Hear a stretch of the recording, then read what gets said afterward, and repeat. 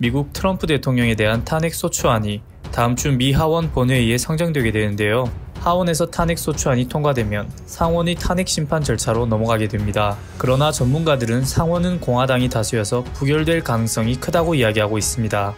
트럼프 대통령은 민주당이 다수인 하원이 다음 주 자신의 탄핵안을 표결하는 데 대해 마녀사냥이라며 강력하게 반발했습니다. AP통신 등 주요 외신에 따르면 미국 하원 법사위는 13일 트럼프 대통령의 권한남용과 의회방해 두 가지 혐의에 대한 탄핵안을 각각 표결에 붙여 두 혐의 모두 찬성 23명, 반대 17명으로 처리한 뒤 본회의로 넘겼는데요.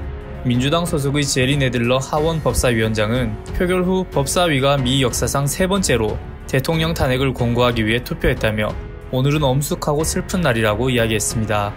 트럼프 대통령은 지난 7월 25일 볼로디미르 젤렌스키 우크라이나 대통령과 통화할 때 4억 달러에 달하는 우크라이나 군사 원조를 고리로 민주당의 조 바이든 전 부통령의 비리 조사를 압박했다는 의혹과 미 하원의 탄핵 조사 착수 이후 행정부 인사들에게 조사 비협조를 지시했다는 의혹을 받고 있습니다. 이로써 트럼프 대통령은 미국 역사상 의회의 탄핵 표결에 직면한 세 번째 대통령이라는 오명을 쓰게 됐습니다. 1868년 앤드루 존슨 대통령과 1998년 빌 클린턴 대통령은 각각 하원에서 탄핵 소추안이 가결됐지만 상원에서 부결돼 대통령직을 유지할 수 있었고, 리처드 닉슨 대통령은 1974년 워터게이트 스캔들로 하원의 표결 직전 사임했습니다. 하지만 재선이 아닌 첫 임기 때 탄핵 심판에 직면한 대통령은 트럼프 대통령이 처음입니다. 트럼프 대통령에 대한 탄핵 소추안은 다음 주 하원 본회의 전체 표결을 거칠 예정인데, 전문가들은 민주당이 하원 다수석을 차지하고 있어 통과할 가능성이 크다고 보고 있습니다.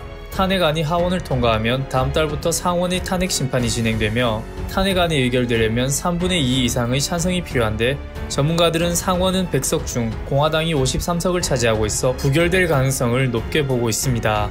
트럼프 대통령은 미 하원 법사위의 표결 직후 백악관에서 취재진의 관련 질문에 민주당이 탄핵을 하찮은 것으로 만들고 있다. 언젠가 민주당 대통령이 있고 공화당 하원이 있을 때가 있을 것이다. 나는 그들이 이를 기억할지 의심스럽다고 이야기했습니다.